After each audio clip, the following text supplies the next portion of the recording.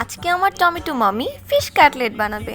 Hi everyone, আজকে আমরা রুই মাছ দিয়ে ফিশ কাটলেট বানাবো। এটা বাসায় থাকা অল্প উপকরণ দিয়েই বানানো যায় আর খুব ইজিলি বানানো যাবে।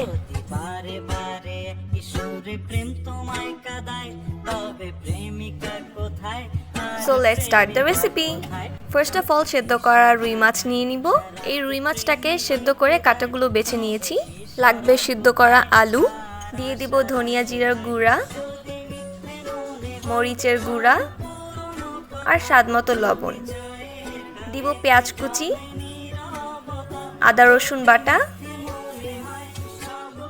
কুচি করে রাখা ধনিয়া পাতা আর কর্নফ্লাওয়ার। ভালো করে এটাকে মিক্স করে নিতে হবে। সি মাই মমি, আম্মু কত সুন্দর করে ভালোভাবে এটাকে মিক্স করে নিচ্ছে। যারা যারা এই মুহূর্তে আমাদের ভিডিওটা দেখছো অবশ্যই কমেন্ট করে জানাবে যে কোন এলাকা থেকে তোমরা দেখছো।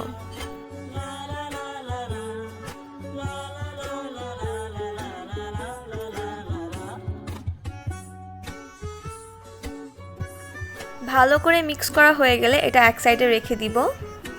দেন একটা বাটিতে 2টা ডিম নিয়ে নিয়েছি, এটাকে ভালো করে ফেটিয়ে নিতে হবে।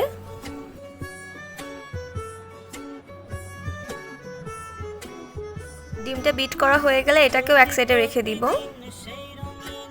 একটা ছোট বাটিতে ময়দা নিয়ে নিচ্ছি, এটাকেও এক সাইডে রেখে দিচ্ছি, অ্যাজ এটা আমাদের পরে কাজে লাগবে। এখন যেই মাছটা মাখিয়ে রেখেছিলাম ওটাকে এখন শেপ করে নিতে হবে।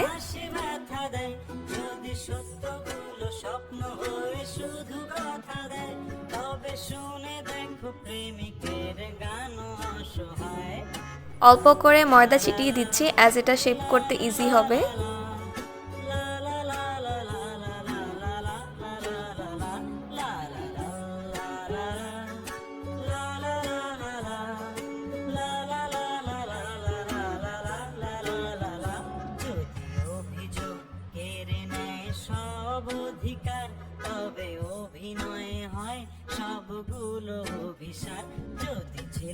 আম্মু এটাকে রেক্ট্যাঙ্গেল টাইপের শেপ করে নিয়েছে।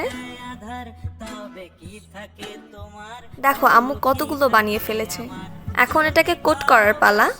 ফার্স্টে এটাকে ডিমের মধ্যে ডিপ করতে হবে। আমরা যেই ডিমটা ফেটিয়ে রেখেছিলাম ওটার মধ্যে ডিপ করে নিচ্ছি।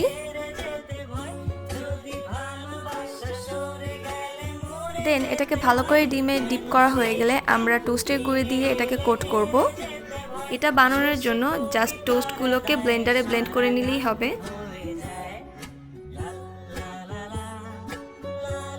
ভালো করে কোট করে নেওয়ার পরে এখন এটাকে তেলের মধ্যে ভেজে নিতে হবে।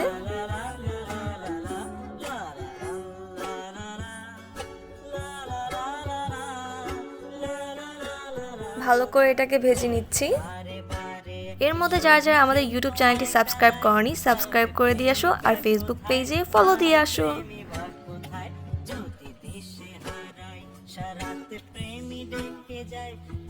সি আমাদের ফিশ কাটলেটটা ভাজা হয়ে গেছে, এখন এগুলোকে উঠিয়ে নিব। হয়ে গেছে আমাদের রুই মাছের ফিশ কাটলেট। দেখলেন তো এটা কত ইজিলি বানানো যায়।